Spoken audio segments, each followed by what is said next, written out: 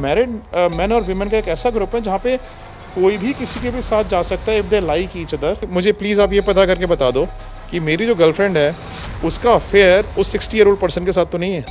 अपनी गर्लफ्रेंड का अफेयर किसी और से नहीं है जबकि वो खुद मैरिड है। वो केसेस लंबे चलते हैं जहाँ पे ना हमें अंडरकवर एजेंट्स को डिप्लॉय करना पड़ता है। एक लेडी आई मेरे पास, शी वाज अ पॉलिटिशियन, इतनी स्ट्रांग पॉलिटिशियन है, उसके husband is a woman beater at house.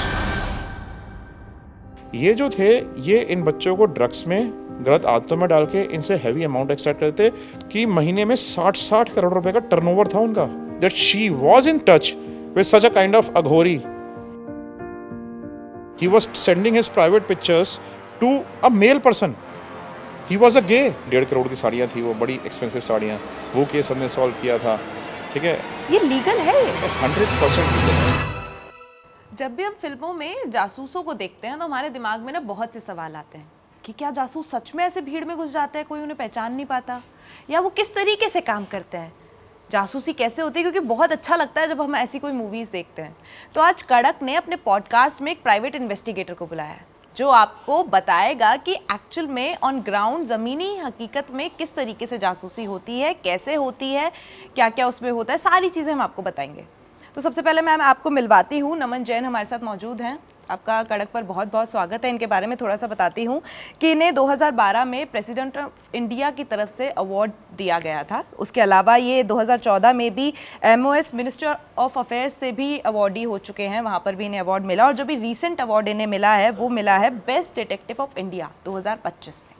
तो ये हमारे साथ मौजूद हैं। आपके बहुत सारे सवाल होंगे, मुझे पता है, मेरे बहुत सारे सवाल हैं और सारे मैं इनसे पूछूंगी। लेकिन सबसे पहले शुरुआत इसी से करती हूँ। बहुत सारे केसेस आप देख रहे हैं, बहुत सारे देखे हैं। सबसे शॉकिंग केस कौन सा था जो आपको एकदम से शुक कर गया हो कि दिमाग सन्न रह गया हो कि ये क्या हुआ? एक्चुअली मैं ना हज़ारों केसेस हमने ऐसे किए हैं और बहुत सारे केसेस हैं जिसमें आपको ऐसा लगता है oh my God this such a shocking case, such a shocking discovery. अभी ये सबसे रीसेंट शॉकिंग केस है हमारा, जिसमें क्या हुआ कि हमारा क्लाइंट हमें कॉल करता है। हमारा क्लाइंट हमें कॉल करके कहता है कि मेरी शादी हुई, अपनी अपनी स्टोरी बता रहे। I was into an affair for 15 years. हमारा 15 ईयर्स का कोर्टशिप पीरियड था और कोर्टशिप पीरियड के बाद जब हमारी शादी हुई तो मेरी वाइफ एक ही दिन में घर छोड़ के चली गई। अच्छा, ठीक है। सो मैंने उससे पूछा कि 15 साल के कोर्टशिप पीरियड के बाद शादी हुई और एक दिन में घर छोड़ के चली गई। 15 साल अपनी लाइफ इन्वेस्ट किसी के अंदर करना और फिर एक दिन में घर छोड़ के वाई। ठीक है। तो कहते हैं कि नमन जी एक्चुअली में क्या हुआ कि 15 साल तक जो है मैं उसका अफेयर में था, लेकिन मैंने जो है इस दौरान में शादी भी कर ली। शादी करके मेरा एक बेटा भी हो गया। मैं 4 साल मैरिज में रहा और मैंने 4 साल तक उसको पता ही नहीं चलने दिया कि मेरी शादी हो गई है। मैंने कहा this is quite amazing, how did you manage that? तो कहते हैं कि बस मैंने मैनेज कर लिया, लेकिन जब वो शादी करके आई तो उसने मेरे जो है डिवोर्स पेपर्स देख लिए, अलमारी में रखे हुए थे, और वो डिवोर्स पेपर देख के छोड़ के चली गई 15 साल के बाद में। 15 साल के बाद में, ठीक है। She saw divorce papers and she just left the house. और ये सब कुछ क्लाइंट ने आपको बताया? ये सब कुछ खुद ही क्लाइंट बता रहा है। फिर वो आया क्यों? तो वो ये कहता है कि मुझे जो है अब अपनी वाइफ को वापस लेके आना है। अच्छा, ठीक है। सो आप जो है मुझे ये लग रहा है कि 15 साल के रिलेशन मुझे कैसे छोड़ सकती है? ठीक है। कहीं ऐसा तो नहीं है कि उसका भी किसी और के एक्स्ट्रा मैरिटल अफेयर चल रहा था, ठीक है, इस वजह से मुझे छोड़ दिया हो? या क्या रीज़न है जिसकी वजह से, क्योंकि एक डिवोर्स के ऊपर क्यों छोड़ दिया सिर्फ मुझे, कि मेरा डिवोर्स तो हो चुका है ना मेरा उसके साथ। मैंने कहा उससे मतलब इट वॉज शॉकिंग डिस्कवरी। मैंने उसको ये बताया, मैंने कि आप एक बात बताओ कि like did you do justice to her? क्या आपने उसको बताया था honestly when you were into a relationship with her कि आप ऑलरेडी शादी कर चुके हो और आपका ऑलरेडी एक बच्चा भी हो चुका है? कोई भी लेडी आपके घर में आएगी और उसको ये नई डिस्कवरी होगी, she will immediately leave the house. तो कहते हैं कि नमन जी प्लीज आप मुझे सिर्फ भी ये पता कर बता दो कि कहीं अफेयर तो नहीं है। We found out obviously and there was no affair, right. So but discovery इसलिए शॉकिंग थी बिकॉज ऐसे केसेस ना बड़े आपको वो शेक कर जाते हैं कि like you know how come can a person do this, right. So it was a shocking discovery for me. Similarly मैं आपको इसलिए केसेस बता रहा हूँ बिकॉज किस तरीके से ना क्लाइंट्स भी खुद गलत होते हैं और अपने बारे में बताते हैं, वो चीज़ें हमें खुद you know we get shaken by such kind of things, such kind discoveries. अब एक क्लाइंट हमारे पास आया, हमें आके कहता है कि Naman ji I am married और जो मेरी गर्लफ्रेंड है ना, she is also married to someone else. अब क्या है कि हमारा कई सालों से अफेयर चल रहा है साथ में, और मेरी जो गर्लफ्रेंड है उसके 2 बच्चे हैं, ठीक है, और जो सेकंड वाला बच्चा है वो मेरा है, and she is living with her husband only. और कहते हैं कि उसकी रिक्वायरमेंट क्या थी, वियर्ड रिक्वायरमेंट थी। कहते हैं कि मैं उनके घर में भी जाता हूँ, मैं उनके घर में जाके उसके हस्बैंड के साथ रुकता हूँ, उसके घर में उसके इन लॉज के साथ रुकता हूँ। I stay in that house and they know कि जो सेकंड बच्चा मेरा बच्चा है, एंड दे नो कि मेरा जो है उसके साथ अफेयर चल रहा है, ठीक है, and they do not say anything. तो मैंने कहा कि मैं तो मतलब आई गॉट शेकन कि ये क्या हो क्या रहा है ये। तो मैंने कहा कि और मैंने कहा कि आपकी वाइफ, कहते हैं कि मेरी वाइफ को इस रिलेशन के बारे में नहीं मालूम, ठीक है। सो यू नो कई चीज़ें आपको समझ में नहीं आती। फिर कहते हैं कि मैंने कहा आपको मुझसे क्या चाहिए। कहते हैं कि जो मेरी गर्लफ्रेंड है ना, वो एक नया बिजनेस स्टार्ट कर रही है, उस बिजनेस में ना बड़ी हैवी इन्वेस्टमेंट की ज़रूरत है, और एक 60 ईयर ओल्ड पर्सन उसमें बड़ी हैवी इन्वेस्टमेंट कर रहा है, ठीक है। सो मैंने आपका एक पॉडकास्ट देखा शुगर डैडी के बारे में। कहीं ऐसा तो नहीं है कि वो जो पर्सन है वो इसलिए इन्वेस्टमेंट कर रहा है इसके बिजनेस में that she is having an affair with him. अपनी गर्लफ्रेंड का अफेयर किसी और से नहीं है, जबकि वो खुद मैरिड है। जबकि वो खुद मैरिड है, ओके, ठीक है। सो कहता है कि मुझे प्लीज आप ये पता करके बता दो कि मेरी जो गर्लफ्रेंड है उसका अफेयर उस 60 ईयर ओल्ड पर्सन के साथ तो नहीं है। Then we finally found out and we found out that she actually had an affair with him. She is married, she is having an affair with that guy, और उसके बाद में उसका एक और 60 year old आदमी के साथ भी अफेयर था। Yes, and उसके हस्बैंड को सब कुछ मालूम है, उस लेडी के हस्बैंड को सब कुछ पता और है। हाँ, और जो उसका सेकंड चाइल्ड है वो हमारे क्लाइंट का बच्चा है, और वो बोल रहा है ये बात, और वो बोल रहा है, और उसके हस्बैंड को भी ये बात मालूम है, उसके इन-लॉज को भी ये बात मालूम है। मतलब मैं सोचता हूँ कभी कभी हम जो चीज़ें देख लेते हैं सोसाइटी में, ये कैसे हो सकता है, सोसाइटी में इतनी वियर्ड सोसाइटी हो गई है हमारी। मुझे ऐसा लगता है कि फिल्में जो बन रही हैं ना, ऐसा लग रहा है सोसाइटी ही फिल्म है, क्योंकि हर जगह एक नई स्क्रिप्ट हमें देखने को मिल रही है। प्रॉब्लम पता है क्या है कि जो हम लोग फिल्मों में देखते हैं ना, वो हम देखते हैं कि ये किसी के दिमाग ने इसको बनाया है, बट हम अपनी प्रोफेशन में रह के, क्योंकि हमारे पास केसेस ऐसे आते हैं, हम उन्हीं चीज़ों को लाइव जीते हैं, ठीक है। सो हमारी ये लाइफ बन चुकी है। लोगों को लगता है कि ये कैसे हो सकता है, ये तो स्क्रिप्टेड है, ठीक है, फिल्मी है बड़ा, लेकिन हम ये लोग रोज देखते हैं, हमारे पास इन चीज़ के एविडेंसेस हैं कि हमने ये सब चीज़ें देखी हैं अपनी ज़िंदगी में। आपका अब तक का सबसे लंबा चलने वाला केस कौन सा था, जिसको चलते हुए बहुत टाइम आपको उस पर इन्वेस्टिगेट करना पड़ा, बहुत लंबा चला हो? ओके, सो ऐसे तो बहुत सारे केस होते हैं जो काफ़ी लंबे चलते हैं, ठीक है। ज़्यादातर वो केसेस लंबे चलते हैं जहाँ पे ना हमें अंडर कवर एजेंट्स को डिप्लॉय करना पड़ता है। अंडर कवर एजेंट्स क्या होते हैं? अंडर कवर एजेंट्स होते हैं कि जहाँ पे हम मेल या फीमेल को किसी की लाइफ में इंडक्ट करके अपना डिजायर्ड आउटकम वहाँ से डिराइव करते हैं। अभी हमने एक केस किया, this was a family where in you know the girl got married to a boy, arrange marriage setup था। अरेंज मैरिज सेटअप में जो गर्ल की मदर हैं और उसके ब्रदर हैं, फादर नहीं है, तो उन्होंने गर्ल की शादी किसी एक बॉय से कर दी। बॉय और गर्ल दोनों सेम प्रोफेशन में, and they are very well settled, both are very rich families. Girl बड़ी आउटस्पोकन है, ठीक है, वो जो है she knows about her right, she is very outspoken, and वो क्या है कि वो she is not the one जिसको कोई भी सप्रेसर से, और उल्टा बॉय जो बिल्कुल डोसाइल है, बिल्कुल हम्बल, बिल्कुल डोसाइल, वो जो है ना वो किसी की बात कुछ ही मान लेता है एंड ऑल दैट। अब शादी करने के within 2-3 months time the girl came back to the home and कहती कि मुझे इस लड़के डिवोर्स लेना है। अच्छा, ठीक, कहते हैं कि क्यों डिवोर्स लेना है आपको इस लड़के से? कहते हैं कि बिकॉज लड़का जो है ना ही इज़ नॉट मैनली। मैंने कहते हैं कि क्या क्यों मैनली क्यों नहीं है, मतलब लाइक उसको कोई प्रॉब्लम है, कोई एरेक्टाइल डिसफंक्शन है, कोई और प्रॉब्लम है, गे है, क्या है? कहते नहीं ऐसा नहीं है, but he is not manly. वो जब हाथ शेक करता है उसके इतने सॉफ्ट उसके हैंड्स हैं, ठीक है, वो जो है you know he gets physical you know once in 4 days। वो अब नई वाइफ को देखे कौन ऐसे करता है। वो क्या करती थी, वो उस लड़के को अपने एक्स बॉयफ्रेंड के साथ कंपेयर करती थी, जो जिसके साथ उसका रिलेशनशिप एंड हो चुका था, और उसका एक्स बॉयफ्रेंड किसी और का शादी कर चुका था। अब वो अपने बॉयफ्रेंड को इसके साथ कंपेयर करती थी हमेशा।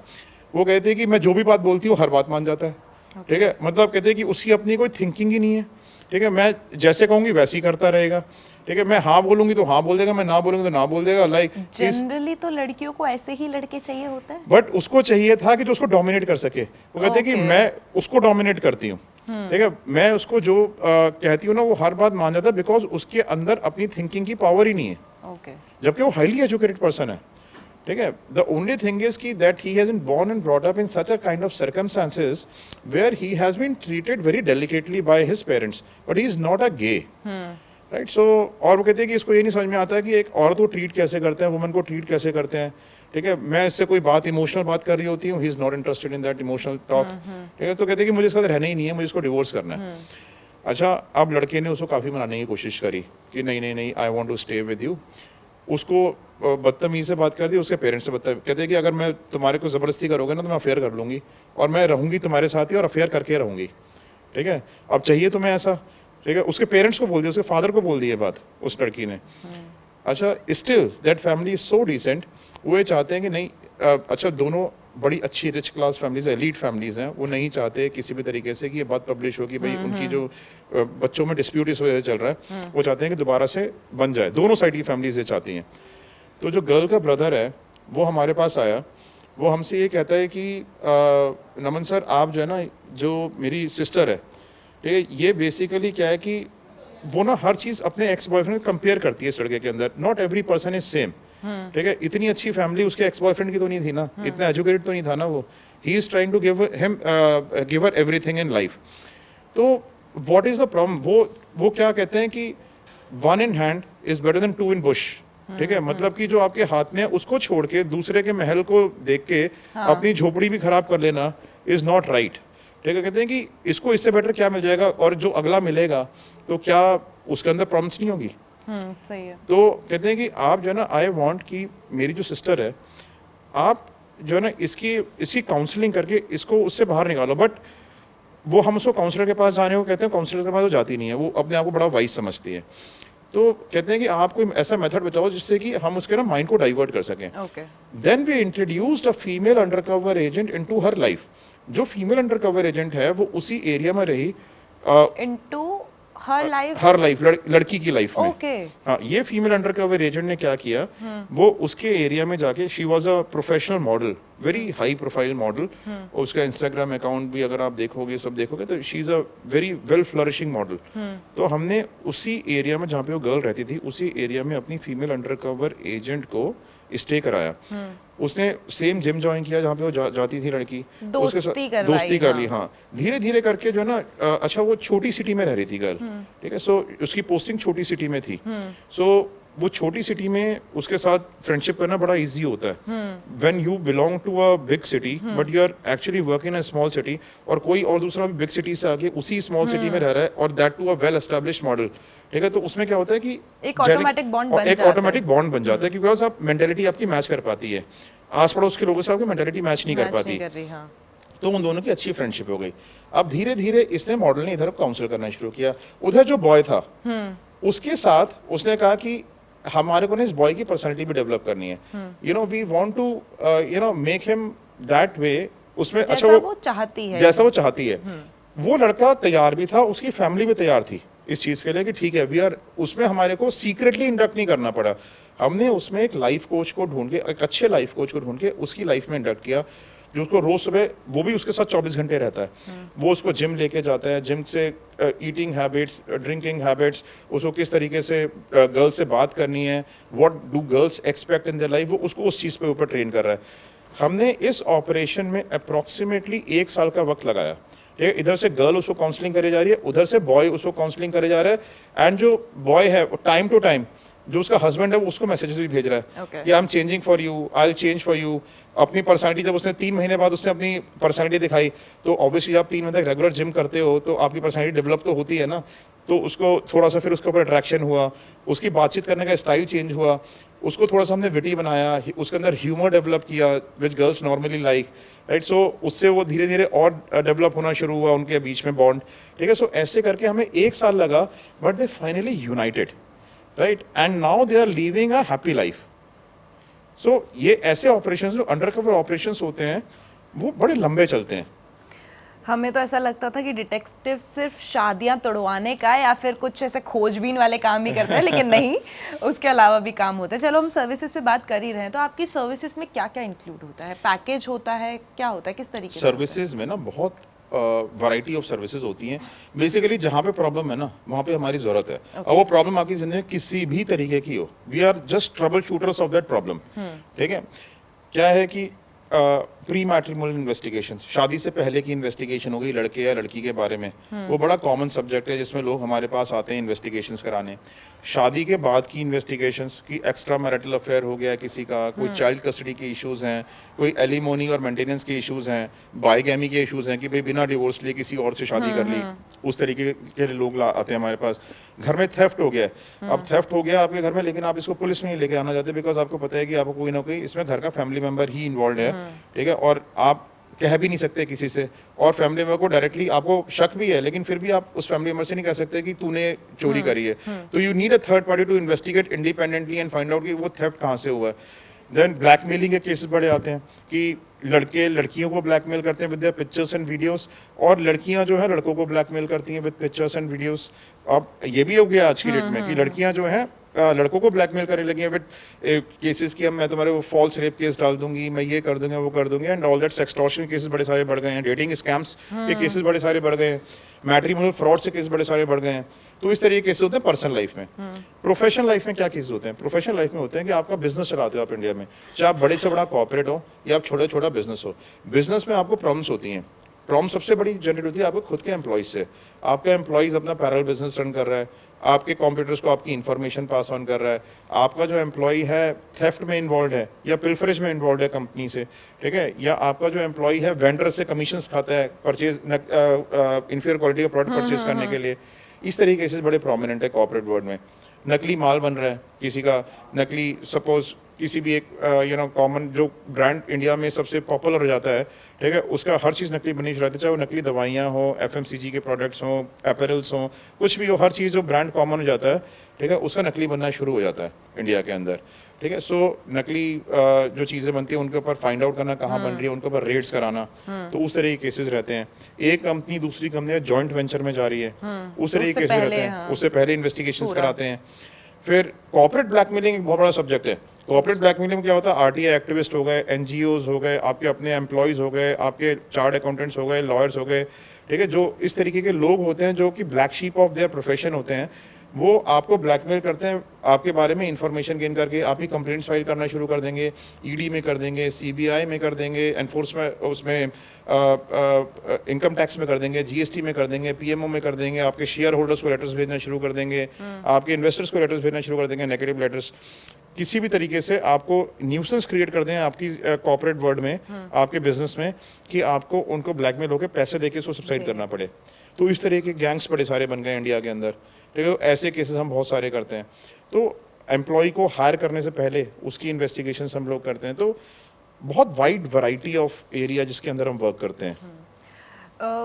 सारी बहुत अच्छे केसेस है, लेकिन मेरे दिमाग में एक चीज़ क्लिक हो रही है कि शादी, जो आप मुझे बता रहे थे कि भाई शादी से पहले ग्रूम का, ब्राइड का सारा इन्वेस्टिगेशन आजकल सब करवाने लगे हैं, ये इतना है? दिल्ली में भी है या बाहर भी है? जो छोटी सिटीज है उनमें ऑल ओवर इंडिया अब तो बड़ा प्रोमिनेंट हो गया। देखो, parents have become quite educated. कोई भी अपनी लड़की की शादी नहीं करना चाहता है ऐसे घर में जहाँ पे जाकर उनकी डॉटर खुश ना रहे। और सिमिलरली बॉय की साइड से भी इनसिक्योरिटी रहती है कि वो ये चाहते हैं, लड़कियों के फेवर में इतने सारे लॉज बन चुके हैं कि कोई भी लड़की आके हैरेस ना करे घर के अंदर और लॉज का मिसयूज ना करे, ठीक है। तो दोनों साइड में ही इनसिक्योरिटीज आर वेरी हाई। और ऑल ओवर इंडिया से इतने लार्ज स्केल पे pre matrimonial investigation demand generate होने लगी है। Everybody wants it these days. और खास तौर से जो मेट्रोपॉलिटन सिटीज़ हैं, जैसे कि दिल्ली हो गई, मुंबई हो गई, बैंगलोर हो गई, कोलकाता हो गई, चेन्नई हो गई, हैदराबाद हो गई, पुणे हो गई, जहाँ पे कॉस्मोपॉलिटन कल्चर ज़्यादा है, इन जगहों से प्री मैट्रिमोनियल केसेस की demand is very very high. Pre matrimonial cases की डिमांड्स की बात करें तो इसका क्या कुछ रहता है? अगर इफ़ यू डोंट माइंड, मैं आपसे फीस जानना चाहूँ कि एक प्री मैट्रिमोनियल केस अगर मुझे किसी लड़की के बारे में पता करवाना है तो क्या क्या तो मुझे उसकी इन्फॉर्मेशन आपको देनी पड़ेगी, और क्या आप उस पर चार्ज करेंगे, कितना पे रहेगा? देखिए, मैं बताता हूँ। इन्फॉर्मेशन जो है ना, डिपेंडेंट होता है किसके पास कितनी इन्फॉर्मेशन अवेलेबल है। जितनी कम इन्फॉर्मेशन अवेलेबल होगी उतना ज़्यादा हमें फाइंड आउट करना पड़ेगा, उतना ज़्यादा चार्ज बढ़ जाता है। कितनी सिटीज़ में हमें इन्वेस्टिगेशन करनी है उसके हिसाब से चार्ज बनता है। ठीक है, जैसे कि लड़का रहता तो बॉम्बे में है और उसकी फैमिली बिहार पटना में रहती है, ठीक है, तो 2 सिटीज़ की आपको इन्वेस्टिगेशन करनी पड़ेगी। कुछ केसेस ऐसे होते हैं जिसमें लड़का भी सेम सिटी में रहता है, फैमिली भी सेम सिटी में रहती है। कुछ केस ऐसे होते हैं कि लड़के का ट्रांसफ़र होता है, पढ़ा वो एक कॉलेज से है एक सिटी में, जॉब एक सिटी दूसरी सिटी में करी है, अब रह तीसरी सिटी में रहा है। तो जितनी नंबर ऑफ सिटीज़ में आपको इन्वेस्टिगेशंस करनी पड़ती हैं उस हिसाब से आपके चार्जेस होते हैं। ठीक है, और मिनिमम चार्जेस जो स्टार्ट होते हैं वो 80,000 रुपीज़ से स्टार्ट हो जाते हैं प्री मैट्रिमोनियल के केस में। ठीक है, 80,000 प्लस GST से स्टार्ट हो जाते हैं। नाउ इसमें क्या होता है कि जब आप इन्वेस्टिगेशंस करने जाते हो तो आपको ये भी देखना पड़ता है कि क्लाइंट के पास कितनी इन्फॉर्मेशन अवेलेबल है। नॉर्मली हम क्या चाहते हैं क्लाइंट से, लड़के का नाम, उसके पास्ट और प्रेजेंट रेजिडेंशियल एड्रेसेस, पास्ट और प्रेजेंट ऑफिस एड्रेसेस, उसका मोबाइल नंबर, पेरेंट्स का मोबाइल नंबर, हम सिर्फ इतना चाहते हैं क्लाइंट से। बाकी सारी इन्फॉर्मेशन हम प्रोवाइड करते हैं। प्रोवाइड क्या क्या करते हैं, लड़का अल्कोहलिक है नहीं है, ड्रग्स में इन्वॉल्व तो नहीं है, कोई पहले शादी हो गई तो नहीं टूटी है, ठीक है, कोई अफेयर्स तो नहीं चल रहे हैं करंटली, उसका जो है कोई मेडिकल इश्यूज़ तो नहीं है, कोई साइकेट्रिक इलनेस तो नहीं है, टेम्परामेंटल इश्यूज़ तो नहीं है। टेम्परामेंटल इश्यूज़ आज की डेट में इतने ज़्यादा होते हैं, साइकेट्रिक डिसऑर्डर के इतने केसेस आते हैं, आई कांट टेल यू। ठीक है, लोगों का टेम्परामेंट ही कंट्रोल में नहीं है। ठीक है, सो गुस्से में आके कुछ भी कर जाते हैं, तो टेम्परामेंटल इश्यूज़ तो नहीं है, उसके अगेंस्ट क्रिमिनल रिकॉर्ड्स तो नहीं है, कोई लिटिगेशन तो नहीं चल रही, किसी बैंक को डिफॉल्ट तो नहीं किया है, एजुकेशनल बैकग्राउंड कैसा है, उसकी इनकम एक्चुअली में उतनी है नहीं जितनी दिखाई जा रही है, उसके एसेट्स उतने हैं नहीं जितने दिखाए जा रहे हैं, उसके पेरेंट्स का नेचर कंडक्ट बिहेवियर कैसा है, कैसे तो नहीं है बहुत ज़्यादा इंटरफियरिंग है कि लड़के और लड़की को जीने ही नहीं देंगे बाद में। ठीक है, उनका फाइनेंशियल प्लेसमेंट कैसी है, तो हर पैरामीटर को डिटेल में इन्वेस्टिगेट किया जाता है और तब जो है हम उसकी रिपोर्ट सबमिट करते हैं। तो क्या है कि हम हर चीज़ चेक करते हैं लड़की प्रोस्पेक्टिव ब्राइड या प्रोस्पेक्टिव ग्रूम के बारे में, ताकि एक मैट्रिमोनियल डिसीजन वाइजली लिया जा सके और लॉजिकल लिया जा सके। ऐसा कोई केस आपको याद है जो यही वाला हो, शादी से पहले की इन्वेस्टिगेशन हो, बताया कुछ हो, निकला कुछ और हो और दिक्कत हुई हो? बहुत सारे केसेस होते हैं ऐसे, बहुत कोई सारे ऐसा केस जो बहुत आपके दिमाग में अभी तक है कि भाई ये क्या हुआ था एकदम से? अभी हमने एक केस किया है जिसमें एक फैमिली है बॉम्बे की। ये जो बॉम्बे की फैमिली है, इनके बच्चे जो हैं अब्रॉड में रहते हैं। अब्रॉड में जो बच्चे रहते हैं वो वहाँ पे उनका आपस में अलायंस हो गया। ऑस्ट्रेलिया में रहते हैं, ऑस्ट्रेलिया में उनका आपस में अलायंस हो गया and they have started staying together, वहाँ पे लिव इन रिलेशनशिप में चले गए। अब लड़की ने अपने पेरेंट्स को डिस्क्लोज कर दिया कि भाई मैं इस लड़के शादी करना चाहती हूँ। तो उन्होंने कहा कि भाई लड़का कैसा, कहता है लड़का बहुत हाई प्रोफाइल फैमिली का है, यहाँ पे ब्रांडेड क्लोथ्स पहनता है, अभी उसने यहाँ पे एक बड़ी स्पोर्ट्स कार खरीदी है और बिजनेस क्लास ट्रैवल करता है। ठीक है, पैसे स्पेंड करने में एक कहते हैं एक जैकेट भी खरीदता है, 2 लाख रुपए की जैकेट खरीदता है। ठीक है, तो मतलब like he is that kind, और वो खुद भी ऐसी फैमिली थे। ठीक है, तो मतलब वो बेसिकली ये लाइफ स्टाइल इसलिए बता रही थी ताकि उसके पेरेंट्स कन्विंस हो गए भी हाँ लड़का अच्छे फैमिली का है। फिर भी पेरेंट्स ने कहा कि हम इसका एक बार प्री मैट्रिमोनियल चेक करा लेते हैं। उन्होंने मेरा कोई पॉडकास्ट देखा था, पॉडकास्ट के थ्रू उन्होंने कहा कि भाई एक बार फिर भी बुराई क्या है, डाउन साइड तो है ही नहीं, अच्छा है तो अच्छा निकलेगा, डाउन साइड तो कुछ है ही नहीं, एक बार चेक करा लेते हैं। तो अब वो उन्होंने चेक कराया तो अच्छा, वो उससे पहले लड़के की मदर से मिल चुके थे। तो लड़के की मदर हैं, वो कहते हैं कि भाई हमारी जो है इतनी यॉट्स हैं, ठीक है, हाँ हमारे इतनी यॉट्स हैं, हमारे इतने हॉस्पिटल्स हैं, ठीक है, मैं उन हॉस्पिटल्स की मालकिन हूँ और हमारा जो है इतना बड़ा बिजनेस चलता है। सो उसने अपना एक ऑरा बनाया हुआ था। तो जब उन्होंने कहा कि भाई आप ये सारी चीज़ इन्वेस्टिगेट करो, जब उन्होंने हमारे को डिटेल्स दे दी, मदर के नाम दे दिया, मोबाइल नंबर दे, लड़के का सारी चीज़ें दे दी। जब हमने इन्वेस्टिगेशन करना शुरू किया तो हमने देखा कि जो उसकी मदर है वो उसके फादर से सेपरेटेड रहती हैं। ठीक है, लड़के की मदर, और जो फादर हैं, ठीक है, वो तो एक छोटा सा बिजनेस चलाते हैं किसी भी चीज़ का। ठीक है, छोटी सी उनकी दुकान है किसी चीज़ की। ठीक है, सो टेक्सटाइल की एक छोटी सी दुकान जो सड़क पे होती है वो दुकान है। हमने उसकी फादर की इनकम कैलकुलेट करी तो हमें लगा कि इसके फादर की इनकम तो 15-20 लाख रुपए से ऊपर की नहीं होगी। ठीक है, अब हमने उस लेडी के बारे में पता किया कि भाई जब वो दिखाते हैं इतना पैसा, ठीक है, तो कहाँ से इतना पैसा आ रहा है। हमने उन हॉस्पिटल्स के बारे में पता किया। हमने जब उन हॉस्पिटल्स में जाके पता किया तो ये पता चला कि इसको तो वहाँ से सिर्फ सैलरी आती है, वो हॉस्पिटल को मैनेज करती है, she is not the owner of that hospital, और उसको 1 लाख रुपए महीने की सैलरी आती है उस हॉस्पिटल से। ठीक है, जब हमने उस हॉस्पिटल के स्टाफ से पता किया तो पता चला कि जो लड़के की मदर थी उसका ट्रस्टी के साथ अफेयर चल रहा था। उस हॉस्पिटल के ट्रस्टी के साथ ही वो आउटडोर हॉलीडेज पे जाया करते थे। ठीक है, और हॉस्पिटल में बच्चा जानता है कि इन दोनों का अफेयर है, राइट। और वो जो वो बताई थी कि भाई मेरी प्राइवेट यॉट है, ये है, वो सारी प्राइवेट यॉट जो थी वो उस ट्रस्टी की थी, राइट। सो जो इनकी प्रोफाइल थी, फैमिली की प्रोफाइल, वो एकदम अच्छा, हमने उनके पास्ट एड्रेसेस पता किए, पास्ट एड्रेस पे देखा कि वो तो बहुत ही छोटे नैरो लेन्स में घर था, उसमें रहते थे। अब इस घर में शिफ्ट हुए रिसेंटली लड़के की कंपनीज खोली हैं, ठीक है, इंडिया के अंदर, कि उसको दिखाया जाए कि हाई प्रोफाइल, बिकॉज उनको शादी करनी थी हाई प्रोफाइल लड़की से, इसलिए आपने स्टैंडर्ड को एलिवेट करके बता रहे थे इतना ज्यादा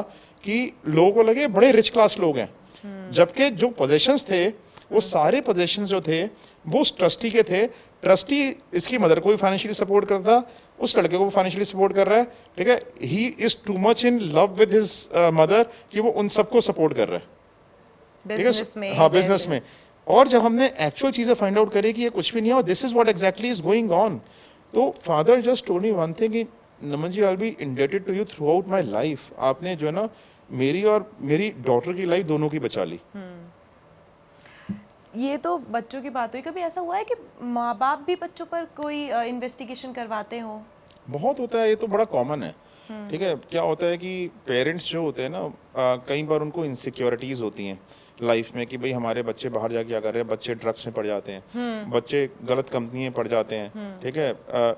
बॉयज़ जो होते हैं वुमनाइजिंग के चक्कर में पड़ जाते हैं, गैम्बलिंग के चक्कर में पड़ जाते हैं, वो अल्कोहलिज्म में पड़ जाते हैं, ड्रग्स में पड़ जाते हैं।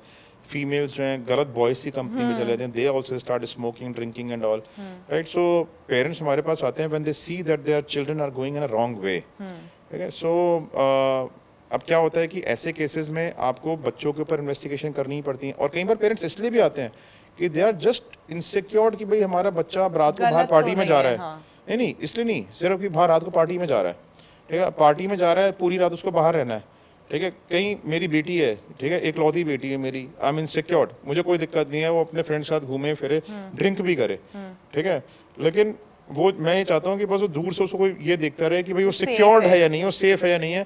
आप उसके ऊपर सर्विलेंस लगा दो कि बस हमें ये देखना है कि बस वो पूरी रात सिक्योर्ड है या नहीं है, कि उसका मिसयूज ना करे उसका। तो हम ऐसे में उसके सर्विलेंस में रखते हैं ये देखने के लिए कि भाई उसको कोई मिसयूज तो नहीं कर रहा है, ठीक है। सो कई वजह से पेरेंट्स हमारे पास आते हैं बच्चों की इन्वेस्टिगेशंस कराने।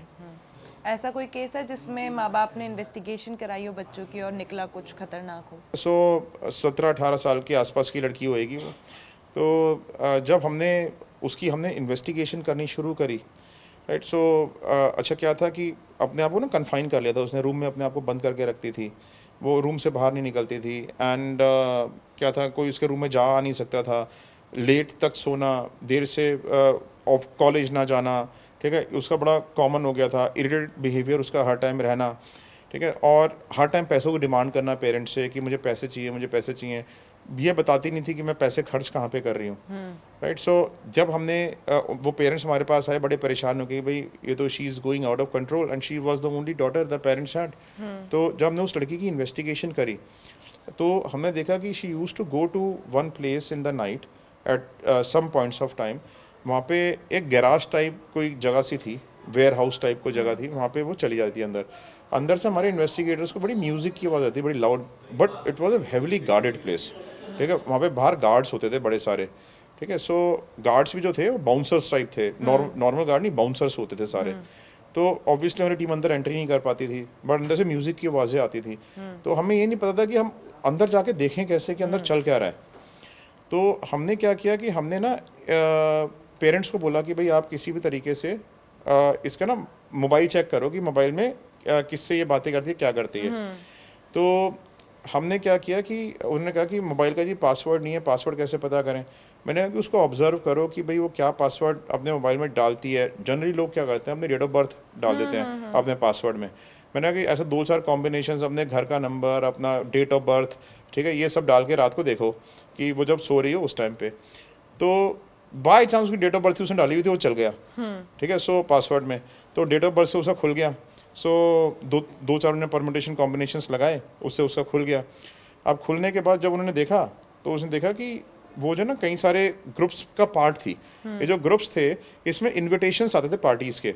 हमने कहा जी आप हमारे को जो ना उस ग्रुप का नाम बता दो जिसमें पार्टीज़ के इन्विटेशंस वगैरह आते हैं। तो उसने हमारे ग्रुप का नाम और वो सारे नंबर्स बता दिए। हमने क्या किया, एक मेल और फीमेल अंडरकवर एजेंट को उस ग्रुप का पार्ट बना दिया, okay young boys and young girls. तो वो उस ग्रुप का पार्ट बन गए। धीरे धीरे पार्ट बनने के बाद उनको भी इन्विटेशंस आने शुरू हो गए, ठीक है। सो कॉमन कॉन्टैक्ट से थ्रू बातचीत करके उसके ग्रुप, क्योंकि वो सिर्फ रेफरेंसेस के थ्रू लेते थे और यंग बच्चों को लेते थे। तो जब अगली पार्टी का इन्वाइट आया तो हमने कहा कि आप इस पार्टी में जाके देखो क्या होता है। इधर से हम गर्ल को फॉलो कर रहे थे, जब हम गर्ल को फॉलो करते भी वहीं पहुंचे और हमारे अंडर कवर एजेंट को पहले से इन्वाइट आया तो भी वहीं पहुंचे, ठीक है। तो जब वो अंदर गए हमारे अंडर कवर एजेंट, उन्होंने देखा कि वहाँ पे तो यंग लड़के लड़कियाँ हैं, ड्रग्स का रैम्पेंट यूसेज हो रहा है।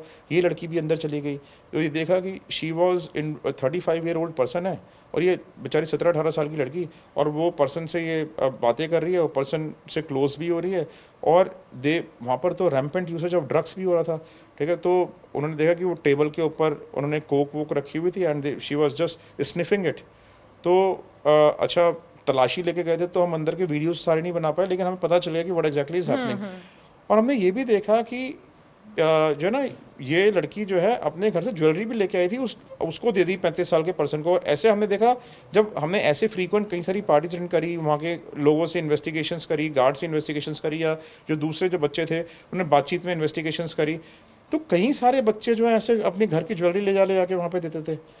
अब हमने जब फर्दर इन्वेस्टिगेशन करी, जब पता किया कि वो वहाँ पे क्या होता है क्या नहीं होता, तो पता किया कि ये जो थे ये इन बच्चों को ड्रग्स में, गलत आदतों में डाल के इनसे हैवी अमाउंट एक्सट्रैक्ट करते, और ये बोल के कि हम तुम्हारे से मॉडलिंग कराएंगे, हम तुम्हें दुबई भेजेंगे, ठीक है, तुम्हारे पेरेंट्स तुम्हारे लिए कुछ नहीं करेंगे, तुम्हारे पेरेंट्स तुम्हारे अगेंस्ट हैं, तुम्हें कभी इस प्रोफेशन में नहीं जाने देंगे, और वहाँ पे जाके तुम हमारे पास अपना पैसा इकट्ठा करते रहो, हम तुम्हारा पैसा इकट्ठा करके रखेंगे अपने पास, ताकि तुम अपनी नई लाइफ स्टार्ट कर सको। वहाँ पे जाके ये लाइफ अच्छी नहीं है, हम अच्छी लाइफ देंगे, हम अच्छी लाइफ देंगे।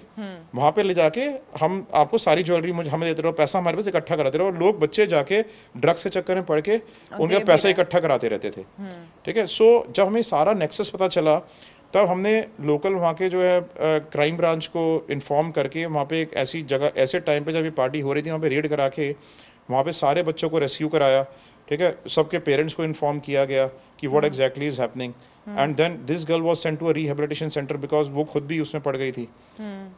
तो you never know what comes out. ऐसे हमने एक केस किया एक बच्चे का, ये उल्टा रिवर्स केस है।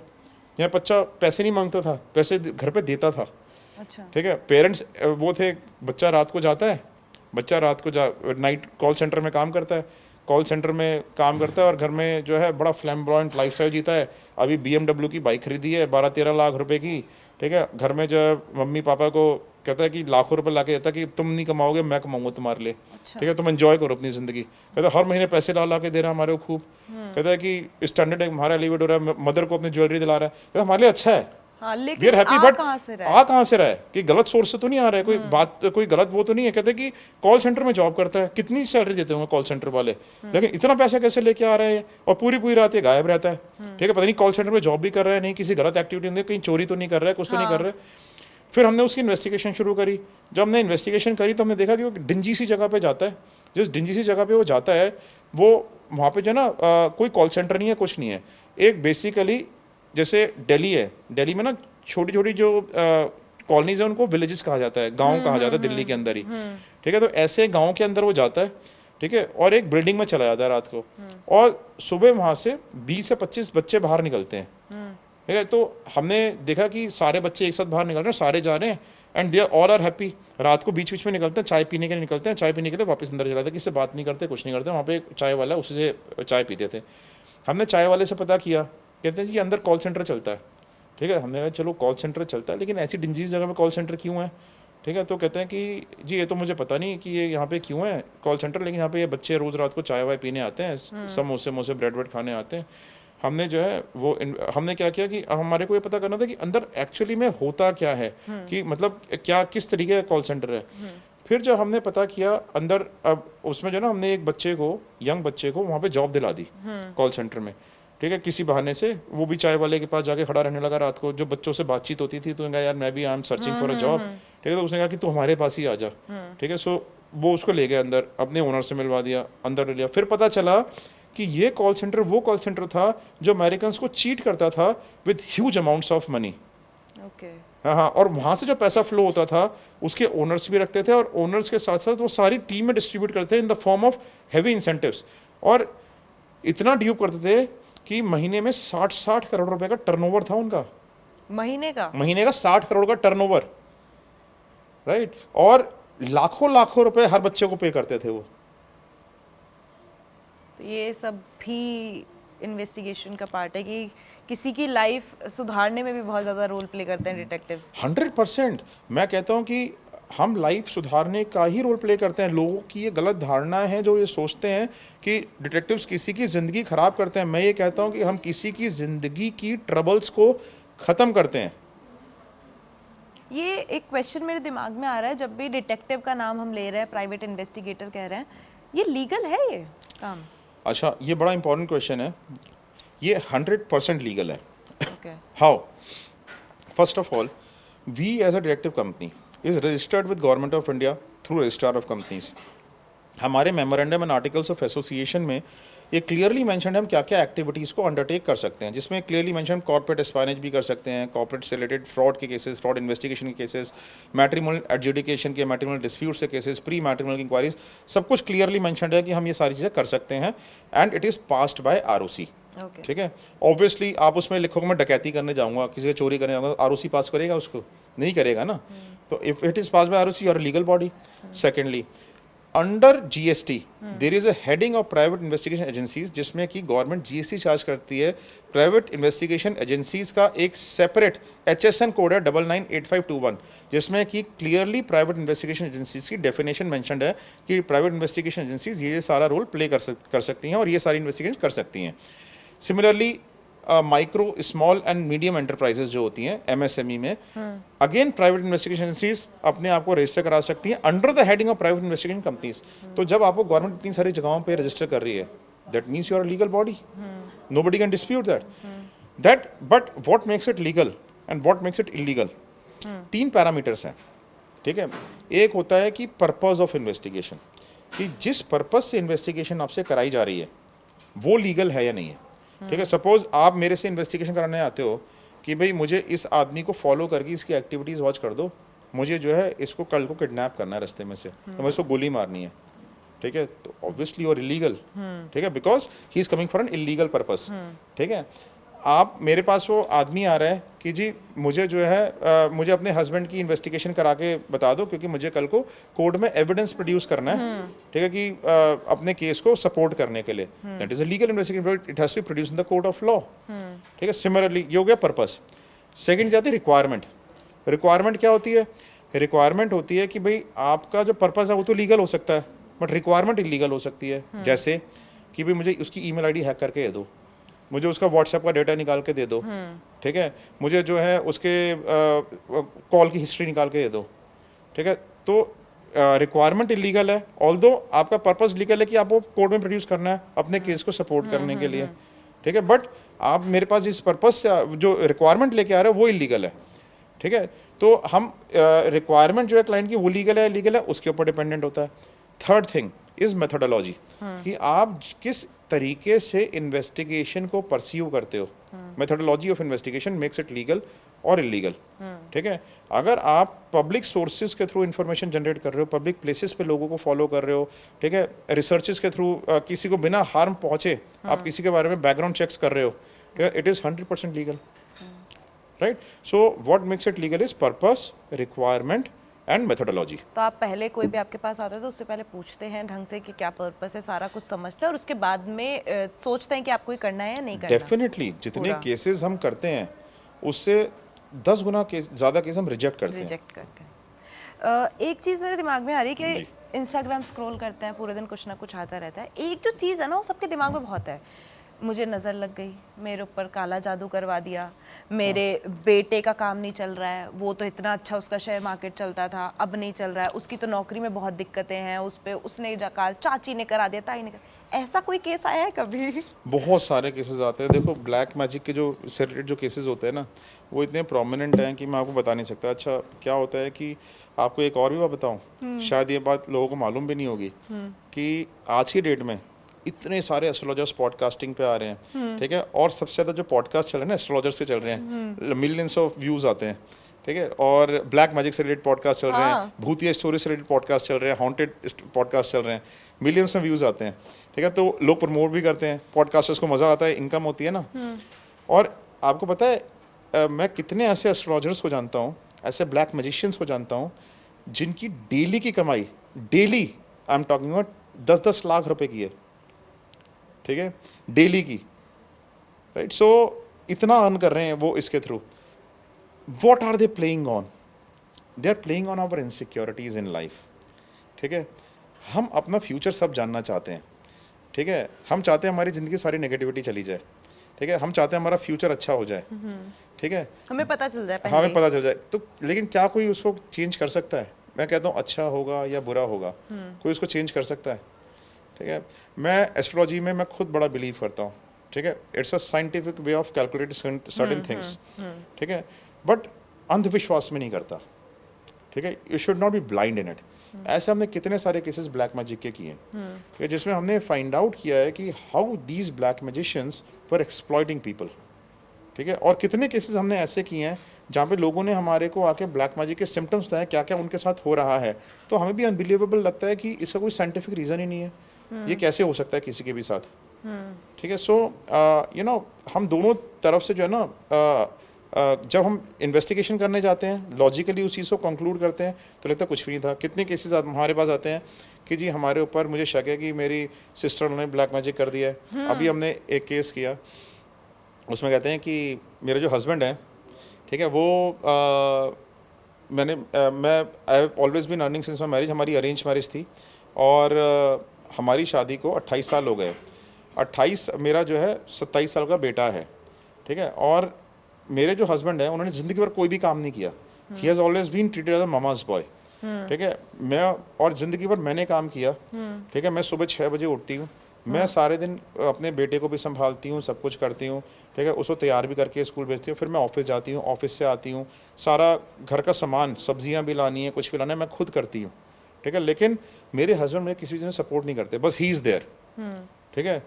और कहते हैं ना कोई काम करते ना कुछ करते, घर में ही बैठे रहते हैं, सिर्फ लैपटॉप और मोबाइल पे ही लगे रहते हैं हर टाइम, ठीक है। सो कहते हैं कि 2010 का वक्त था, ठीक है, जब से उससे पहले तो फिर भी काम करते थे, 2010 के बाद से तो उन्होंने काम करना बिल्कुल ही छोड़ दिया।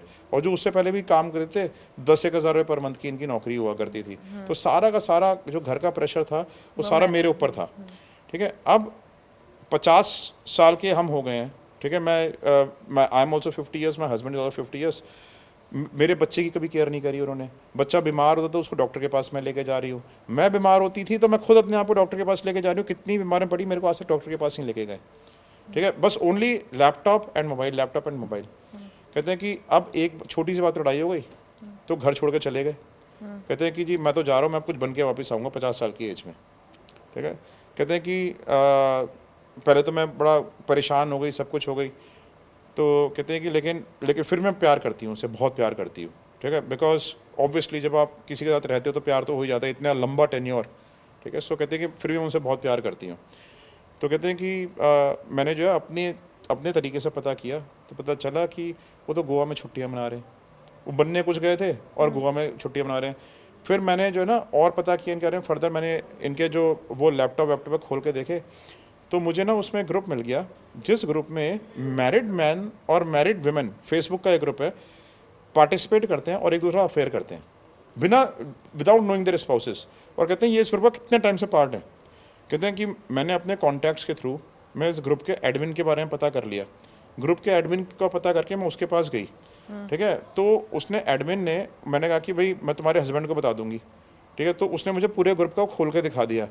तो मेरे हस्बैंड के साथ जब मेरा हस्बैंड का बर्थडे हुआ था, कितनी सारी फीमेल्स ने अपनी फ़ोटोग्राफ्स लगा रखी हैं मेरे हस्बैंड के साथ, ठीक है। और उन फोटोग्राफ्स में you are such a masculine body with a childish heart in your you know inside your body, और ऐसे कमेंट्स कर रखे हैं, और अपनी कोई लड़की किस करते और सबने लगा रखी हैं, और सब एक दूसरे को देखते हैं, but nobody bothers in that group. तो वो मैरिड मैन और वीमेन का एक ऐसा ग्रुप है जहाँ पे कोई भी किसी के भी साथ जा सकता है if they like each other, ठीक है, and nobody would mind that also. तो ऐसे कई सारे ग्रुप्स का वो पार्ट था ये। सो अब वो कहते हैं कि 2010 में क्या हुआ कि जब से चीज़ें चेंज हुई हैं, तो मैंने ऑब्जर्व किया कि जो मेरे अंडर गारमेंट्स थे वो ना फटे हुए थे, किसी ने काटे हुए थे, ठीक है। और उससे पहले जो मेरी सिस्टर इन लॉ है वो ही मेरे घर आई थी, ठीक है। तो मुझे उसी दिन से, और बिल्कुल कटा हुआ साफ है, उसने हमें फोटोग्राफ भी दिखाई अपने अंडर गारमेंट, देखो नमन सर ये देखो बिल्कुल कैसे कटा हुआ, और वाकई में ऐसा लग रहा है जैसे सीजर्स ने किसी ने ऐसे काटा है उसको, वाकई में ऐसा लग भी रहा था उसको देख के, ठीक है। तो कहते हैं कि उस दिन के बाद से जो है ना हमारी ज़िंदगी चेंज होनी शुरू हो गई, ठीक है। उस दिन के बाद से इनकी जॉब भी चली गई, हमारे घर में लॉसेस भी होने शुरू हो गए। मैंने एक बिज़नेस स्टार्ट किया था, उससे पहले मेरा बिज़नेस बड़ा अच्छा चल रहा था वो वाला, उस दिन के बाद से मेरा बिज़नेस भी डिक्लाइन होना शुरू हो गया, ठीक है। तो everything started going bad in life. और कहते हैं कि हमने अपने घर में ना कैमराज लगाए, नाइट विजन कैमराज थे। तो कहते हैं अमावस्या की रात में मुझे वीडियोस दिखाने लगी, कहते हैं कि देखो नमन सर ये जो अमावस्या की रात है ना, देखो आप इसमें जो कैमराज हैं वो ना पिक्चर्स क्लिक करते हैं, अगर कोई भी अननोन एक्टिविटी तो कैमराज ना पिक्चर्स क्लिक करते हैं उसकी, तो कैमराज पिक्चर क्लिक कर रहे हैं। तो अमावस्या की रात है, कहते हैं यहाँ पे कोई लाइट का सोर्स नहीं है, देखो कभी लाइट यहाँ पे जल रही है, कभी ये लाइट यहाँ पे जल रही है, कभी ये लाइट यहाँ पे जल रही है, और कभी कभी ना उसमें शेडोज़ आ रही हैं, उसमें दिखाई शेडोज़ आ भी रही थी, ठीक है। ये शेडोज़ आ रही हैं, ठीक है। और हमारे घर में अजीब अजीब सी चीज़ें होने लगी हैं उसके बाद से, ठीक है। सो कभी क्या होता है कि खुद ही कहती है, कहते हैं कि मुझे ऐसा लगता है मेरी कोई चद्दर खींच रहा है, ठीक है। और जब मैं उठती हूँ देखती हूँ कोई नहीं है, तो कहते हैं कि मुझे फिर लगता है कि मेरे हस्बैंड ही मुझे पागल करने के लिए तो ऐसा नहीं कर रहे हैं, ठीक है। तो कहते फिर मेरा दिमाग इस चीज़ में चले जाता है कि कहीं वही मुझे पागल करने की कोशिश तो नहीं कर रहे हैं, क्योंकि मुझे बिलीव हो रहा है इन सब चीज़ों में। मेरा सन मुझे सपोर्ट करता है, वो कहता है कि जी चले गए तो चले गए, आपको क्या फ़र्क पड़ता है, अपनी लाइफ जियो ना, why are you after this person, इसने आपकी ज़िंदगी में तो कोई कभी कुछ आपके लिए किया नहीं है, अभी भी ये क्या कर देगा आपके लिए आके। कहता सन मेरे को पूरी तरीके से सपोर्ट करता है, ठीक है। सो कहते हैं कि लेकिन मैं फिर भी ना इस ब्लैक मैजिक से बाहर निकलना चाहती हूँ।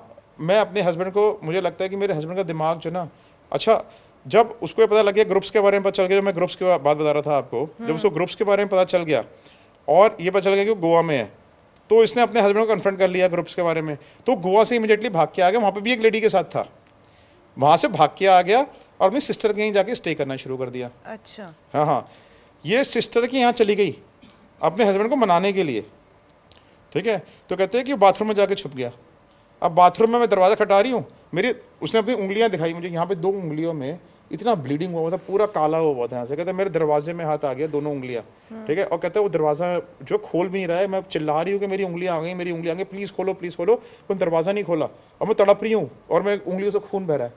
कहते उसने दरवाज़ा ही नहीं खोला, और मेरी सिस्टर इन लॉ मेरे को बोले अरे तू क्यों आई है, तूने मेरे भाई का घर बर्बाद कर दिया, तूने ये कर दिया, तूने वो कर दिया, ठीक है। उल्टा मुझे कह रही है, कहते उनको कोई ये नहीं बताता कि भाई तुम्हारे भाई ने ज़िंदगी भर काम नहीं किया, मैंने उसको 28 साल तक आई ब्रॉट हिम अप, तुमने क्या किया उसके लिए, मैंने ही तो 28 साल तक उसको पाला, मैं हर चीज़ संभालती आई हूँ, एंड आप कह रहे हो मेरे भाई, आपने मेरे भाई के लिए कुछ किया नहीं है। कहते कि आप मुझे सिर्फ इतना पता करके बता दो कि मेरी जो ये सिस्टर इन लॉ है, ठीक है, ये किस तांत्रिक अघोरी बाबा अकल्ट स्पेशलिस्ट टच में है जिसने हमारी ज़िंदगी ख़राब कर दी है, ठीक है। सो हमारा काम ये पता करना था, and when we start investigating we actually found out that she was in touch with such a kind of Aghori, ठीक है। बट हमें ये नहीं पता उसके थ्रू क्या कराती थी, हमें सिर्फ ये पता करता हूँ टच में है नहीं है, and we could actually find it out. बहुत सारे केसेस, मैंने कहा कि प्राइवेट इन्वेस्टिगेशन इतनी इजी नहीं है, बहुत सारे केसेस हैं जो आपको परेशान भी कर देते होंगे, बहुत सारे केसेस आपके दिमाग में ऐसे चलते होंगे कि क्या किया है। एक प्राइवेट इन्वेस्टिगेटर की लाइफ कैसी होती है, क्योंकि इतने सारे केसेस हैं, थ्रेट का भी कुछ होता होगा, डर भी रहता होगा, इजी लाइफ है या थोड़ी एडवेंचरस है? देखो एडवेंचरस तो सर्टेनली है, थ्रिलिंग भी बहुत ज़्यादा है, ठीक है। और इस काम को करने में ना एन्जॉयमेंट भी बड़ी होती है। ओके। रीज़न बीइंग क्योंकि आपको ज़िंदगी में हर चीज़ नई सीखने को मिलती है जो आम आदमी जानता ही नहीं है, जो उसको लगता है कि ये सारी स्टोरीज़ हैं, थ्योरी है, ठीक है, वो हम प्रैक्टिकली जीते हैं, जैसे मैंने आपको पहले ही बताया, ठीक है, हम उसको लाइव जीते हैं, ठीक है। तो इतनी सारी नॉलेज, इस सारी दुनिया के बारे में जानना अपने आप में एक बहुत बड़ी बात है, ठीक है। आज की डेट में मैं ये कह सकता हूँ after spending 28 years of my life into this profession कि अगर कोई मेरे से बात करे तो मैं आदमी को इतना इजीली पहचान सकता हूँ। और मैं आपको एक बात बताऊँ, कोई भी बड़े से बड़ा आदमी, बड़े से बड़ा इंडस्ट्रियलिस्ट, बड़े से बड़ा पॉलिटिशियन, बड़े से बड़ा सेलिब्रिटी, बड़े से बड़ा गवर्नमेंट ऑफिसर, ब्यूरोक्रेट्स, ठीक है, मैंने हर किसी के साथ काम किया हुआ है, ठीक है, और मैंने देखा है कि जितनी इनकी पब्लिक इमेजेस होती है ना, जो आपको स्क्रीन पे दिखाई देती हैं, इतने स्ट्रांग लोग हैं, इतने अच्छे लोग हैं, हर किसी की लाइफ में डिस्प्यूट्स हैं, हर किसी के अंदर इनसिक्योरिटीज़ हैं, ठीक है, हर कोई सफ़र कर रहा है, हर कोई विक्टिम है, हर ये लोग इतने अच्छे दिखाई देते हैं, इतने स्ट्रांग कैमरा पे दिखाई देते हैं, और घर में इतनी सारी वल्नरेबिलिटीज़ हैं, दे सफ़र, रोते हैं, मतलब they cry in front of me. इतने बड़े पॉलिटिशियंस, एक लेडी आई मेरे पास, शी वॉज अ पॉलिटिशियन, इतनी स्ट्रांग पॉलिटिशियन है कि लोग उसको सोचते हैं she is a woman of substance, ठीक है, और उसके husband is a woman beater at house, और 2 बच्चे हैं उसके, ठीक है, 15 साल से हस्बैंड से रिलेशनशिप्स नहीं है, ठीक है, और कहते हैं कि नमन जी मैं आपको क्या बताऊँ, रोते रोते बता रही थी, कहते हैं कि दुनिया में तो मेरी इतनी स्ट्रांग वो है अपीयरेंस है, बट मेरे ना अगर आदमी की शरीर में 205 हड्डियाँ होती तो मेरे में आपको 200 ही मिलेंगी, ठीक है, क्योंकि इतना मारता मुझे कि मेरी हड्डी टूट चुकी है, इतना फ्रैक्चर हो चुका है, और मैं कभी ये बोलती हूँ मैं बाथरूम में गिर गई, कभी मैं बोलती हूँ ये हो गया, कभी बोलती हूँ वो हो गया। And now I have discovered he was sending his private pictures to a male person, private parts की, her husband, he was a गे, ठीक है। सो आपको इतनी सारी डिस्कवरीज होती हैं इस प्रोफेशन में, आप दुनिया का चाल चलन सीख जाते हो, आप डार्क सीक्रेट सीख जाते हो, आपके अंदर स्पिरिचुअलिटी डेवलप हो जाती है, ठीक है, आपको लगने लगता है कि जिस दुनिया यही स्वर्ग है और यहीं पर ही नरक है, राइट। सो यस, थ्रेट्स हैं, ठीक है, थ्रेट्स भी होते हैं, और जैसे मैं बताऊँ आपको मेरा शेड्यूल कैसा रहता है, हम सुबह उठते हैं ना, सुबह से लेके रात तक हम सिर्फ फ़ोन कॉल्स, मीटिंग्स, इन्वेस्टिगेशंस में ही होते हैं, हमारे को पर्सनल लाइफ के लिए टाइम ही नहीं मिलता। और जब आप सोते भी हो ना, तो सोते भी ना आपके दिमाग में सिर्फ आपके केसेस चल रहे होते हैं, ठीक है, कि इस केस में ये चीज़ प्रॉब्लम हो गई है, उस केस में ये प्रॉब्लम चल रही है, इस केस में ये चीज़ अटकी हुई है, उस केस में ये चीज़ अटकी हुई है, तो your brain is always functioning, ठीक है, इट्स ऑलवेज एट वर्क। आप कभी ना शांति की नींद नहीं सो पाते बस इस प्रोफेशन में, शांति नहीं है, शांति नहीं है आपकी ज़िंदगी में। सेलिब्रिटीज़ की हम बात करें लगातार, किसी ऐसी फिल्म एक्टर बोलूँ, एक्ट्रेस बोलूँ, इनके भी केसेस आते हैं? बहुत सारे आते हैं। कोई किसी का केस अगर आप मुझे बताना चाहें? ऐसे ना कई सारे केसेस मैंने पास्ट में डिस्कस भी किए हैं ऑन माय वेरियस पॉडकास्ट। तो अभी एक हमने रीसेंट केस किया है फिल्म, बॉलीवुड फिल्म सेलिब्रिटी के लिए, this was theft case basically. Okay. तो हमने थेफ्ट केस तो हमने बहुत सारे किए हैं, जैसे कि हमने एक 6 करोड़ का हार चोरी हो गया था, उसके बारे में मैंने पहले डिस्कस किया अपने पॉडकास्ट में, वो भी हमने एक फिल्म सेलिब्रिटी के लिए किया था। एक फिल्म सेलिब्रिटी की साड़ियाँ चोरी हो गई थी, ठीक है, 1.5 करोड़ की साड़ियाँ थी, वो बड़ी एक्सपेंसिव साड़ियाँ, वो केस हमने सॉल्व किया था, ठीक है। ऐसे फिल्म सेलिब्रिटीज़ के पर्सनल लाइफ से रिलेटेड केसेस जो होते हैं वो सारे हमने, फ्रॉड से रिलेटेड केस हमने कई सारे सॉल्व किए हैं। क्या वो भी अपने बॉयफ्रेंड्स वगैरह के बारे में पता करवाती हैं आपसे? बहुत हस्बैंड्स के बारे में, बॉयफ्रेंड्स के बारे में, या हस्बैंड्स अपनी वाइफ्स के बारे में। ओके। हाँ, this is very prominent, it is not uncommon, ठीक है। सो ऐसे केसेस तो आते ही रहते हैं। तो हमने एक बॉलीवुड सेलिब्रिटी का केस किया, जो बॉलीवुड सेलिब्रिटी हैं, he is around 55 years of age. उनके जो है घर में 6 मेंबर्स हैं, एक उनकी वाइफ, उनके 2 बेटे, एक बेटी, एक उनकी डॉटर इन लॉ, ठीक है। सो ये 6 लोग उनके घर में हैं। तो अब उनके घर में बड़ी एक्सपेंसिव ज्वेलरी चोरी हो गई पहले, कुछ महीने पहले। तो जो कुछ महीने पहले चोरी हुई, तो उसकी मदर, उन्होंने, उनकी वाइफ ने सोचा मैं ही कहीं पे रख के भूल गई होंगी, ठीक है, तो इसलिए उन्होंने इतना बॉदर नहीं किया, कहते मैं ढूंढ लूँगी, हाँ कहते मैं ढूंढ लूँगी, जब मैं टाइम मिलेगा तब ढूंढ लूँगी, ठीक है, तो उन्होंने बॉदर नहीं किया। लेकिन अभी एक बड़ा एक्सपेंसिव नेकलेस था रिसेंटली, ठीक है, वो भी गायब हो गया। अब जो एक्सपेंसिव नेकलेस गायब हुआ वो कहीं करोड़ का था। अच्छा। हाँ, तो कहते हैं कि अब वो लेकिन नेकलेस जो है ना, अभी ही थोड़े दिन पहले देखा था घर में कि वो था वहाँ पे, ठीक है, और ये अभी रिसेंटली चोरी हो गई, अब नहीं मिल रहा, उन्होंने सारा छान मारा है घर, पूरे घर में नहीं मिल रहा है। और हम सब ने जो है ना, पूरे जितनी भी फैमिली है सब ने देखा, और वो कहते हैं वो ऐसी जगह पे रखा हुआ था जो हमारे सर्वेंट्स कभी सपने में भी नहीं सोच सकते, ठीक है, तो वहाँ पे सर्वेंट्स का कोई एक्सेस नहीं है। तो मुझे अपने सर्वेंट्स के ऊपर तो बिल्कुल शक नहीं है, ठीक है। तो उन्होंने कहा कि भाई, तो फिर मैंने कहा फिर किसके ऊपर शक है आपको? कहते हैं कि देखो मैं कुछ कह नहीं सकता, ठीक है, बात कहने में अब्रप्ट लगती है, लेकिन मेरी वाइफ एक तो स्पिरिचुअल है, ठीक है, वो क्या है कि वो यूट्यूब पे बड़े सारे स्पिरिचुअल वीडियोस वगैरह देखती रहती है, आश्रम्स वगैरह में जाती रहती है। मतलब कभी कभी वाइफ साथ में बैठी है उसके, उसी के सामने मुझे इसी के ऊपर शक होता है कि यही कहीं किसी आश्रम में ना देखे आ गई हो, अच्छा, ठीक है, कहते हैं और ये कि किसी सेलिब्रिटी की बात कर रहे हैं मैं किसी सेलिब्रिटी की बात कर रहा हूँ। हाँ, फिर कहते हैं कि बाकी जो मेरे 2 बेटे हैं, हाँ। अच्छा बेटा भी एक साथ में आया था, तो कहते हैं इसका वाले के ऊपर तो मुझे है ही नहीं शक, क्योंकि इसी ने लास्ट नेकलेस देखा था, ठीक है। कहते हैं लेकिन एक मेरा दूसरा बेटा है, ठीक है, वो ज़्यादातर मेरे साथ ही रहता है। अब उनका बिजनेस है अच्छा खासा, तो बिजनेस में भी इन्वॉल्व रहता है, तो कहते हैं कि वो मेरे साथ ही रहता है, ठीक है। सो और डॉटर तो मेरी अपनी है, ठीक है।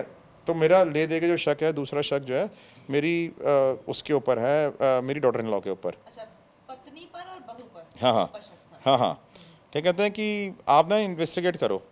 तो कहते हैं मैंने कहा जी देखो घर का मामला है, ओपनली तो किसी से बात करी नहीं जा सकती, ठीक है, हमारे को डिस्क्रीट इन्वेस्टिगेशन ही करनी है।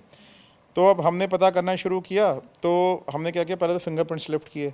फिंगरप्रिंट्स लिफ्ट करने के बाद हमने ये देखा कि भाई किसी के फिंगरप्रिंट्स मैच करते हैं नहीं। तो क्या होता है, फिंगरप्रिंट्स इतने टाइम में ना स्पॉइल भी हो जाते हैं, और इतने सारे लोगों के उसके ऊपर, क्योंकि घर के सारे फैमिली मेम्बर्स ने सच टच किया था, तो सभी के मिल गए हमारे को उसके ऊपर फिंगरप्रिंट्स, ठीक है। लेकिन सिर्फ डॉटर इन लॉ के फिंगरप्रिंट्स नहीं थे उसके ऊपर, बाकी सब 5 के मिल गए, तो सैंपल्स डिस्ट्रॉय भी हो जाते हैं, तो we can't rule out anyone. अब हमने जो है इंडिविजुअली, क्योंकि उनको शक था अपनी डॉटर इन लॉ के ऊपर और अपनी वाइफ के ऊपर, हमने इंडिविजुअली इनकी इन्वेस्टिगेशन करी। वाइफ वॉज सर्टेन कि मैंने किसी को दी नहीं है, तो हमारे को लगा नहीं। डॉटर इन लॉ भी बिल्कुल नीट एंड क्लीन लग रही थी, उसका पीछे का जो बैकग्राउंड था वो भी बड़ा नीट एंड क्लीन था उसकी, उनकी डॉटर इन लॉ का। और हमने ये भी नहीं देखा किसी ज्वेलर के साथ टच में हो, कि कहीं ज्वेलरी बेची हो। हाँ, तो और बड़ी डिसेंट सी फैमिली से आई हुई थी डॉटर इन लॉ, वो खुद भी बड़े रिच थे, ठीक है। सो हमें नहीं लगा कि डॉटर इन लॉ इसमें इन्वॉल्व हो सकती है। फिर भी लेकिन तो पूरी फैमिली को लेके आ गए टेस्ट के लिए, ठीक है। तो हमने क्या किया कि हमने पहले तो जो हमारे क्लाइंट थे, ठीक है, उन्हीं को एफिडेविट साइन कर लिया। सबसे पहले तो हम उन्हीं को ले आए कि भाई आपका करते हैं, उनसे पूछे क्वेश्चंस वगैरह फ्रेम करके, तो हमें पता ही था कि ये तो एक फॉर्मेलिटी है, तो वो तो हमारे क्लाइंट ही हैं, ठीक है। तो ही केम आउट क्लीन ऑब्वियसली। फिर हमने उनकी वाइफ का पॉलीग्राफिक टेस्ट किया, ठीक है, तो सारे क्वेश्चंस वगैरह ड्राफ्ट करके वो भी एकदम क्लीन निकल गई। फिर उनके बेटे का टेस्ट किया, ठीक है, तो जो क्वेश्चंस वगैरह फ्रेम करके वो भी क्लीन निकला। फिर उनकी डॉटर का किया। जब डॉटर का टेस्ट करने जा ही रहे थे, तो उससे पहले डॉटर कहती है कि सर मेरा टेस्ट मत करो, अंदर बाहर बताना मत मेरे पेरेंट्स को, वो सारी ज्वेलरी मैंने ही चुराई है। टेस्ट करने से पहले ही बोल दिया बेटी ने। कहते हैं कि फिर हमने पूछा लेकिन आपने किया क्या उसका फिर, तो कहते हैं कि मेरा ना बॉयफ्रेंड है, वो मैंने उसको दे दी। मैंने क्यों, कहते हैं कि वो कहता है कि हम ना अपनी ज़िंदगी अलग बनाएंगे, तेरे पेरेंट्स तो तेरी शादी मेरे से होने नहीं देंगे कभी भी, ठीक है, इसलिए हम पहले से जो ना अपना पैसे इकट्ठे करके रखते हैं ताकि हम अपनी ज़िंदगी अच्छी बना सके। कहते हैं लेकिन आप मेरे पेरेंट्स को मत बताना, ठीक है। तो लेकिन अब हमारा काम है पेरेंट्स को बताना, जिस चीज़ के लिए हमें हायर किया, तो how can we hide that, ठीक है। सो हमें अल्टीमेटली बताना पड़ा। तो फिर अल्टीमेटली फिर उनके पेरेंट्स ने पुलिस में FIR कराई। FIR करा के उन्होंने बताया सारी चीज़ें। फिर उस लड़के को बुलाया पुलिस ने, उससे सारी ज्वेलरी रिकवर करी। ऐसे किस्से सुनने में ना बहुत सारे और होंगे आपके पास में। मैं अपने इस पॉडकास्ट को थोड़ा सा वाइंड अप करती हूँ, लेकिन इस क्वेश्चन के साथ करती हूँ एक सिंपल सा सवाल और सिंपल सा जवाब इसका। जो आपके केसेस होते हैं उसके अकॉर्डिंग आपके पैसे होते हैं? अगर कोई केस जटिल हो जाए, बीच में थोड़ा सा कॉम्प्लेक्स हो जाए, तो क्या पैसे बढ़ जाते हैं? और कितनी फीस एक प्राइवेट इन्वेस्टिगेटर चाहता है उसके केस के लिए, वो मुझे आप बताइए। देखिए हर केस के ना डिपेंडिंग ऑन कि उसका एरिया ऑफ डिफिकल्टी कितना है, कितनी कॉम्प्लेक्सिटी इन्वॉल्व है और कितना रिस्क इन्वॉल्व है, उसके हिसाब से फ़ी को जज किया जाता है, ठीक है। During the course of investigation fee नहीं बढ़ाई जाती, पहले ही इन्वेस्टिगेशन ये देख के ली जाती है, अंडरटेक करी जाती है कि इसमें हमारा कितना खर्चा आएगा। पहले आप एक मैप पूरा प्रिपेयर कर लेते हैं। यस, उसके हिसाब से एक फ़ी कोट करी जाती है, ठीक है। सो अब वो फ़ी लेने के बाद अगर हमारा खर्चा ज़्यादा भी हो जाता है उस केस में, तो हम अपनी पॉकेट से करते हैं, हम क्लाइंट से एक्स्ट्रा मांगने नहीं जाते, ठीक है, as per hour company policy. लेकिन हम जो भी फी लेते हैं अपफ्रंट लेते हैं, और पहले ही अपना ये सोच के कि इसमें हमारा कितना खर्चा आएगा उसके हिसाब से हम लोग फी लेते हैं, राइट। और हर केस में फ़ी अलग होती है डिपेंडिंग ऑन कि उसकी कॉम्प्लेक्सिटी ऑफ द केस कितनी हाई है। चोरी का केस है सपोज, वो चोरी का केस ही अपने आप में एक केस हल्की इंटेंसिटी रह सकता है और एक केस भारी इंटेंसिटी रख सकता है। तो इंटेंसिटी के ऊपर डिपेंडेंट होता है केस की। कोई मिसिंग पर्सन हो गया, ठीक है, अब मिसिंग पर्सन है, हस्बैंड घर छोड़ के चला गया, ठीक है, अपनी वाइफ से सिर्फ नाराज है, अवॉइड कर रहा है, ठीक है, तो उस केस में इंटेंसिटी लो होती है, तो उसको फाइंड आउट करना इजी होता है। अब एक डिमेंशिया का पेशेंट है, ठीक है, वो खो गया है, उसको अपने घर का एड्रेस नहीं पता, जैसा कोई पैटर्न ही नहीं है, उसको ट्रेस करना ज़्यादा मुश्किल होता है, तो उसकी फी ऑब्वियसली हाई होती है। तो देयर आर वेरियस एग्जाम्पल्स। अब कोई आदमी 100 करोड़ रुपए लेके भागा है, तो उसके अंडरग्राउंड होने के चांसेस ज़्यादा स्ट्रांग है कि वो ज़्यादा अपने आप को आइडेंटिटी को हाइड कर पाएगा। आदमी अगर सिर्फ 50 लाख रुपए एब्सकाउंट हुआ है, ठीक है, तो ज़्यादा दूर नहीं जा पाएगा। 50 लाख रुपए कहाँ स्पेंड करेगा, उसको ट्रेस करना ज़्यादा ईजी होता है, तो कॉम्प्लेक्सिटी के ऊपर कॉम्प्लेक्सिटी के ऊपर डिपेंडेंट होता है। तो ये थे हमारे साथ में नमन जैन, और मैंने आपको जैसा बताया भी था कि फिल्मों में हमें जासूस को देखने में बहुत मजा आता है, कैसे वो इन्वेस्टिगेशन कर रहा है, कैसे उसे ट्रिक्स मिल रही हैं, सारी चीजें हो रही हैं, और वो रियल जिंदगी में कैसे होती है वो इन्होंने बताई अपने केसेस के थ्रू कि किस तरीके से जांच होती है, कैसे कैसे लोग इन्हें अप्रोच करते हैं, कैसे केसेस होते हैं और उनको इन्वेस्टिगेट ही किस तरीके से करते हैं। ये पॉडकास्ट आप सुनिए और अपना विचार भी हमें बताइएगा कि आपको कैसा लगा, और अगर आपके कोई सवाल हैं जो मैं पूछना भूल गई हूँ कमेंट्स में ज़रूर बताइएगा, हम इनसे बाद में पूछ लेंगे।